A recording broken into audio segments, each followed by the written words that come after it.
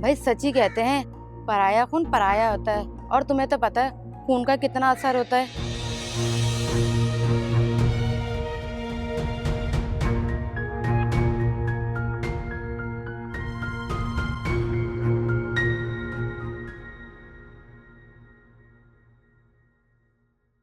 अस्सलाम वालेकुम अंकल।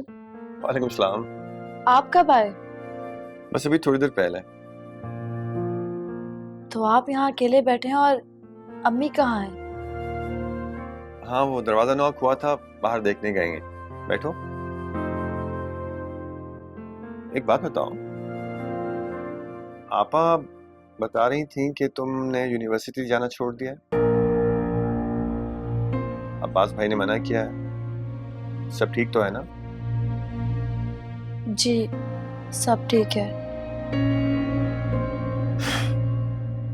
देखो बेटा,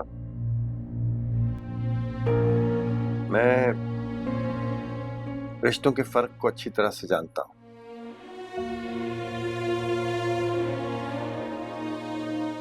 तुम्हारे अब्बू ने हमेशा मुझे अपने छोटे भाई की तरह समझा है। कभी भी कोई परेशानी हो, पढ़ाई की वजह से या किसी और वजह से, तो मुझे जरूर बताना। जी अगर ऐसी कोई बात हुई तो मैं आपसे जरूर शेयर करूंगी। माँ जी,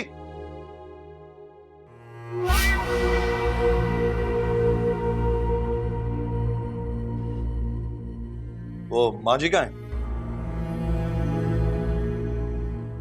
आप कौन?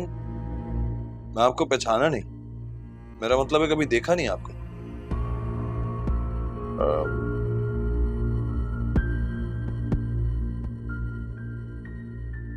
मेरा नाम हसन है। आप मुझे राजताबा का छोटा भाई समझ सकते हैं। वैसे मैं आपको जानता हूं, शकीला के शौहर है ना आप। आपकी शादी पर आया था मैं। अच्छा,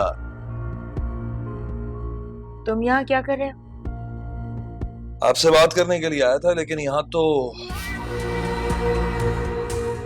मुझे तुमसे कोई बात नहीं करनी। जाओ यहाँ से।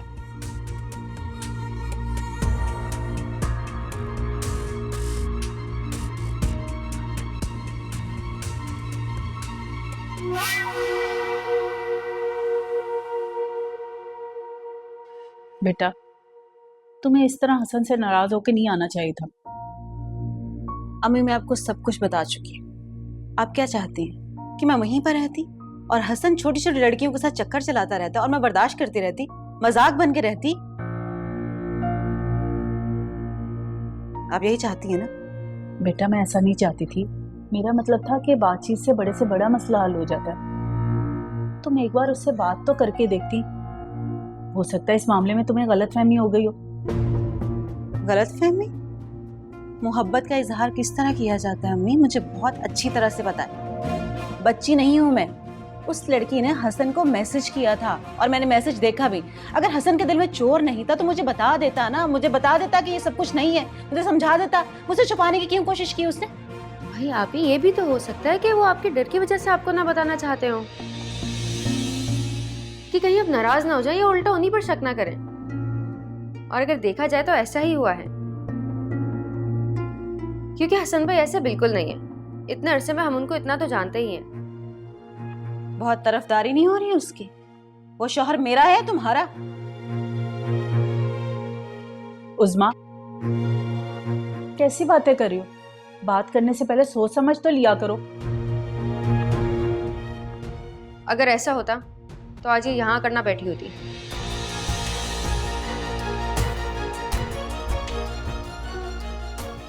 मुझे लगता है कि आप सब लोगों को मेरा यहाँ आना बहुत तकलीफ दे रहा है। कहते हैं तो मैं चली जाती हूँ यहाँ से। हटो तुम। देखा, नाराज कर दिया ना तुमने। मैं बात कर रही थी, तुम्हें बोलना जरूरी था क्या?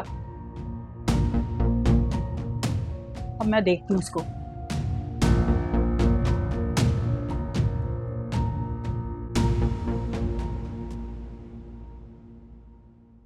सर मुझे पता था आप जरूर आएंगे। आपने मुझे माफ तो कर दिया ना sir?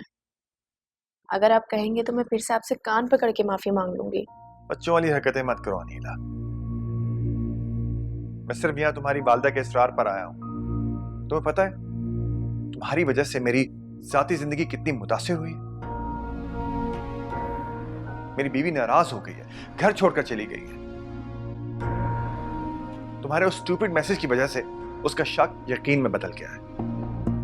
I am so sorry sir, मुझे नहीं पता था आपकी वाइफ वो मैसेज पढ़ लेंगी। अगर आप कहेंगे तो मैं उनसे मिलकर उनका शक दूर कर देती हूँ। नहीं, बड़ी मेहरबानी तुम्हारी, मैं हैंडल कर लूंगा। लेकिन एक बात याद रखो, मैं तुम्हें आखिरी बार वार्न कर रहा हूं, आइंदा अगर तुमने ऐसी कोई हरकत की तो फिर मैं तुम्हारी वालदा के बुलाने पर भी नहीं आऊंगा। मैं प्रॉमिस करती हूँ सर, अब तो ना ही किताब में आपको कोई गुलाब का फूल मिलेगा और ना ही कोई मेरी मोहब्बत का पैगाम।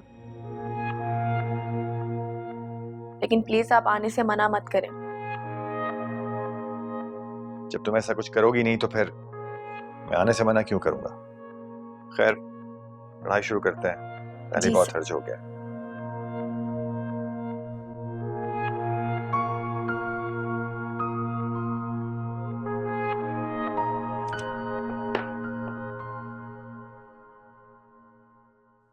तौबा तौबा भाई, सच ही कहते हैं पराया खून पराया होता है। और तुम्हें तो पता है खून का कितना असर होता है।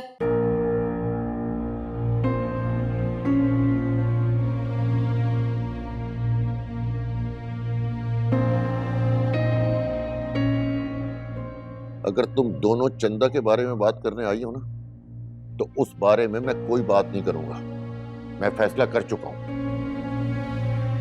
कैसा फैसला? चंदा की शादी का फैसला। मैं उसके लिए रिश्ता देख रहा हूं। जैसे ही रिश्ता मिलेगा मैं उसकी शादी करके उसे फारिग कर दूंगा। भले उसने मुझे बाप नहीं समझा, लेकिन मैंने उसे बेटी समझकर पाला है। उसकी शादी का फर्ज भी मैं ही अदा करूंगा। जो हरकतें उसने की है ना, उसका हल सिर्फ शादी ही है। लेकिन अब्बा, रिश्ता तलाश करने की क्या जरूरत है जब रिश्ता मौजूद है? क्या मतलब है? अब्बा, जो रिश्ता चंदा के लिए आया था और आपने मना कर दिया था, वहां दोबारा भी तो बात की जा सकती है। अब ये मुमकिन नहीं है। मैं उन्हें इनकार कर चुका हूं। क्यों मुमकिन नहीं? जब आप उसकी शादी का फैसला कर चुके हैं तो फिर इस रिश्ते में क्या बुराई? बुराई ये है कि अब्बा को वो लड़का पसंद नहीं है। और मैं आपको एक बात बता दूं, ये चंदा ने जितनी उल्टी सीधी हरकतें की है ना, ये सिर्फ उस लड़के की वजह से की हैं, वरना हमारी चंदा ऐसी नहीं थी। मेरी बेटी न पहले ऐसी थी न अब ऐसी है। और बेहतर होगा खालिद तुम इस मामले में खामोश रहो। क्यों खामोश रहूं? किस बात पर खामोश रहूं? घर का दामाद हूं, हक है मेरा, मैं बोल सकता हूं घर के मामलात में। सुन रहे हैं आप अब्बा जी? ये हैं इनकी बातें। ये मुझे झूठा मनवाना चाहती हैं आपके सामने, जबकि सारी सच्चाई मैं आपके सामने रख चुका हूं। राशिदा, तुम अपनी बेटी की मोहब्बत में मेरे दामाद पर उंगली मत उठाओ। अब्बा, आप ये सब छोड़ें और जो मैं कह रही हूँ उसके बारे में सोचें। लेकिन अब ये मुमकिन नहीं है शकीला। मैं उन लोगों को इनकार कर चुका हूँ, वो अब कैसे राजी होंगे? अब्बा, वो लोग राजी हो जाएंगे। मैं बात करूंगी, मैं उन्हें मनाऊंगी, वो मान जाएंगे। क्या कह रही हो तुम? ये सब कैसे हो सकता है? ऐसा क्यों नहीं हो सकता?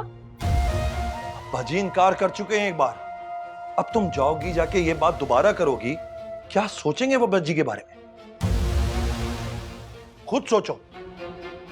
मगर खालिद बेटा, तुमने खुद ही तो कहा था कि अब कोई चंदा से शादी के लिए राजी नहीं होगा। पूरे मोहल्ले में बात फैल चुकी है। बाजी मैंने कहा था, मगर इसका कोई ना कोई हल तो निकालना है ना। अरे शकीला बेटा, तुम उन लोगों से बात करो, अगर वो मान जाते तो ठीक है। ठीक है अब्बा।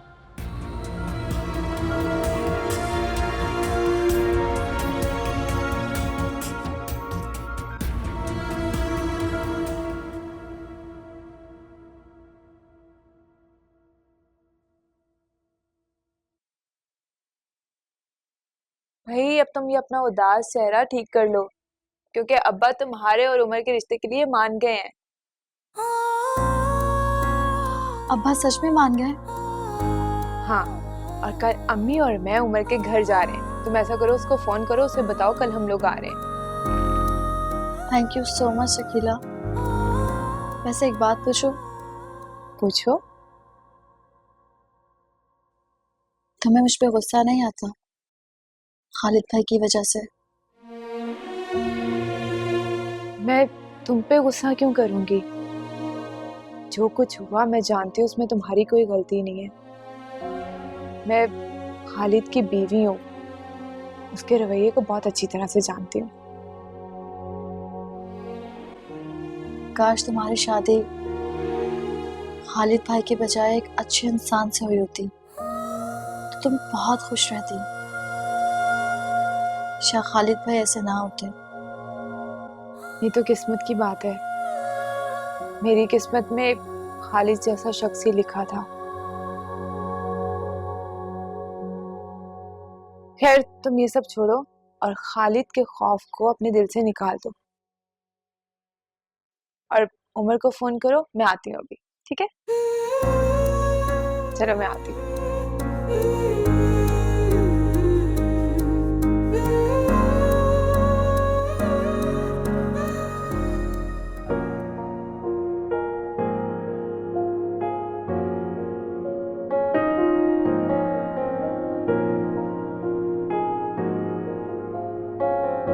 Thank you. अच्छा बात सुन। कुछ और चाहिए? नहीं, तुम्हारी चंदा से बात हुई? हाँ हुई तो थी, मगर उसने कुछ बताया नहीं। आपकी हुई बात उससे? नहीं। ठीक है तुम जाओ।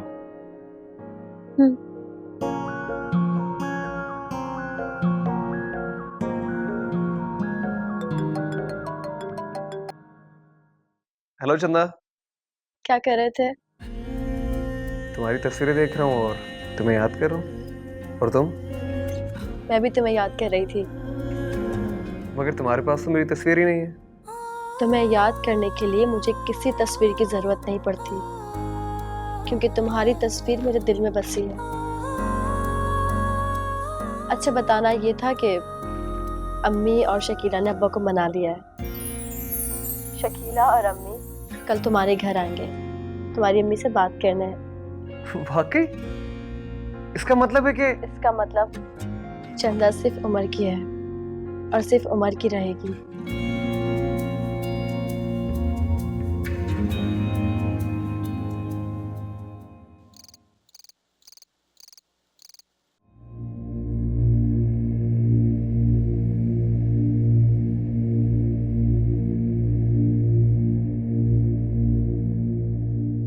जी तो चाहता है सोते में इसका गला दबाकर सारा काम ही खत्म कर दूं।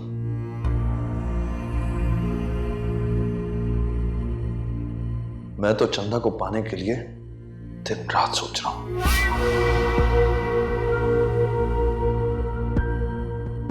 और ये मेरी मेहनत पर पानी डालने पर तुली है।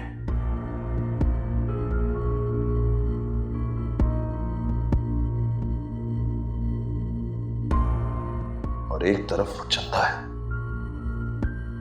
जो किसी तौर पर भी मेरे हाथ नहीं आ रही।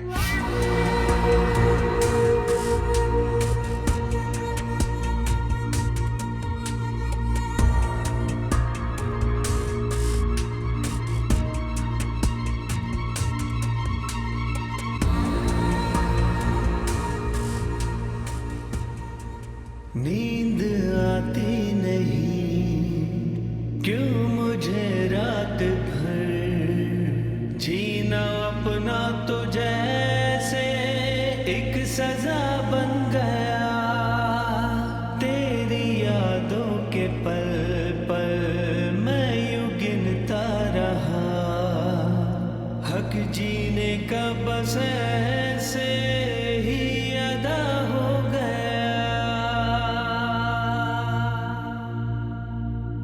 तू मेरी आरज़ू, मैं तेरी जुस्तजू, तेरी ज़ात में अब तो फना हो गया।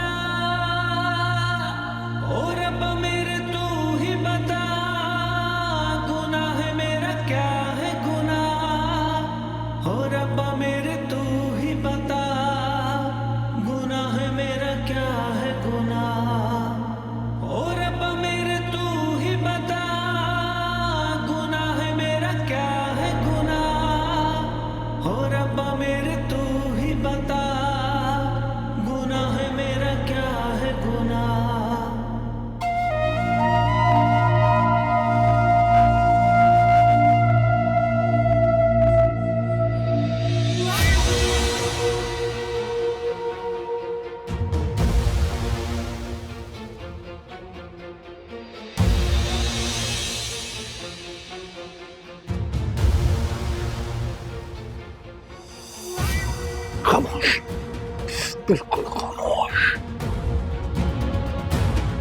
तुम्हें क्या लगता था तुम्हारी मुझसे इतनी आसानी से जान छूट जाएगी?